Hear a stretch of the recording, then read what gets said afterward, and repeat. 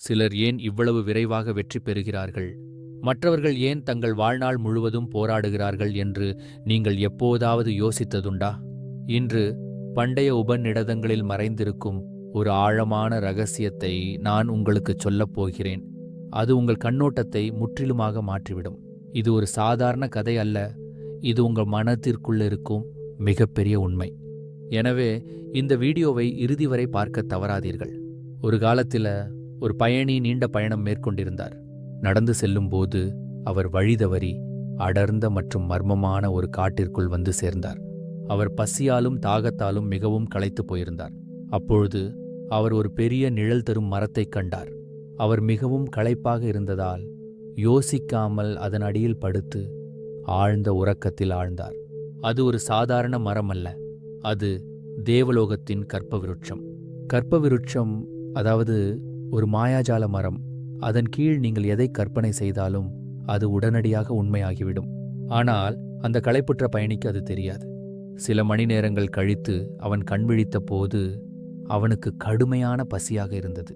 இந்த வனாந்தரத்தில் சாப்பிடுவதற்கு ஏதாவது சுவையான உணவு கிடைத்தால் எவ்வளவு நன்றாக இருக்கும். அவன் இப்படி நினைத்த போது காற்றில் ஒரு மர்மமான சக்தி தோன்றியது. மேலும் 56 உணவுகள் நிறைந்த ஒரு பிரம்மாண்டமான தட்டு அவன் முன் தோன்றியது. அந்த பயணி திகைத்து போனான். ஆனால் அவன் மிகுந்த பசியில் இருந்ததால் ஒரு கணம் கூட யோசிக்காமல் வயிறார உண்டான். சாப்பிட்ட பிறகு அவனுக்கு தாகம் எடுத்தது. குடிப்பதற்கு குளிர்ச்சியான இனிப்பான தண்ணீர் கிடைத்தால் எவ்வளவு நன்றாக இருக்கும். உடனடியாக ஒரு அழகான பாத்திரத்தில் குளிர்ந்த நீர் அவன் முன் தோன்றியது. இப்பொழுது அந்த பயணி முழுமையாக திருப்தியடைந்தான். அவன் சௌகரியமாக படுத்திருந்தான். ஆனால் பிறகு அவன் மனம் விளையாடத் தொடங்கியது. அவன் மனம் அலைபாய ஆரம்பித்தது. அவன் தன்னை சூழ்ந்திருந்த அடர்ந்த இருண்ட காட்டை பார்த்தான். அவன் இதயத்தில் பயம் எழுந்தது. அவன் நினைத்தான், இது என்ன ஒரு விசித்திரமான இடம். நான் நினைப்பது நிஜமாகிறது. இந்த மரத்தைச் சுற்றி ஏதேனும் பயங்கரமான அரக்கர்கள் வாழ்கிறார்களா? அவன் இப்படி நினைத்த உடனேயே கற்பவிருட்சம் அவனது கற்பனையை நிறைவேற்றியது. திடீரென்று பயங்கரமான மற்றும் மூர்க்கமான அரக்கர்கள் அந்த மரத்தைச் சுற்றித் தோன்றினர். அவர்களை கண்டதும் அந்த பயணி நடுங்கத் தொடங்கினான்.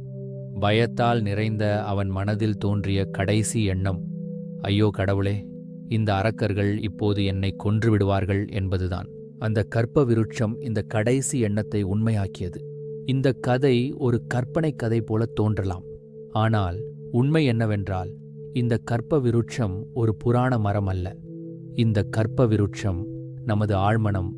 நாம் அனைவரும் அந்த மரத்தின் கீழ் அமர்ந்திருக்கும் பயணிகள். பிரபஞ்சமும் நமது உணர்வு நிலையும் இந்த கற்பவிருட்சத்தைப் போலவே செயல்படுகின்றன. நாம் தொடர்ந்து நம் மனதில் கொண்டு வரும் எண்ணங்கள் எதுவாக இருந்தாலும் நமது வாழ்க்கை அவற்றை நிஜமாக மாற்றத் தொடங்குகிறது. நீங்கள் வெற்றி, அமைதி மற்றும் ஒழுக்கம் பற்றி நினைக்கும்போது பிரபஞ்சம் உங்களுக்கு வாய்ப்புகளை வழங்குகிறது. ஆனால் பிரச்சனை என்னவென்றால் 99% மக்கள் அந்த பயணியைப் போலவே இருக்கிறார்கள். அவர்கள் தங்கள் வெற்றிகளை விட தங்கள் பயங்களிலேயே அதிக கவனம் செலுத்துகிறார்கள். அவர்கள் நினைக்கிறார்கள், எனக்கு ஒரு இழப்பு ஏற்படலாம், நான் தோல்வியடையலாம், நான் கேலிக்கு உள்ளாக்கப்படலாம். இந்த அச்சங்களே அவர்களின் நிஜமாகின்றன. வாழ்க்கையில் உங்களை பயமுறுத்தும் தீய சக்திகள் உண்மையில் உங்கள் சொந்த எண்ணங்களால் உருவாக்கப்படுகின்றன. ஒரு நபர் தனது எண்ணங்களையும் மனசாட்சியையும் கட்டுப்படுத்தாவிட்டால் அவர் அறியாமலேயே தனது அழிவை தானே ஈர்க்கிறார். ஆகவே இன்றே உங்கள் ஆசைகளை நிறைவேற்றும் மனதின் மரத்திற்கு சரியான திசையை அளிக்கத் தொடங்கள். நேர்மறையாக சிந்தியுங்கள். உங்கள் எண்ணங்களின் சக்தியால் உங்கள் வாழ்க்கையை மாற்றுங்கள்.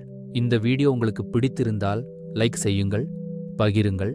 மேலும் எங்கள் சேனலுக்கு சப்ஸ்கிரைப் செய்ய மறக்காதீர்கள்.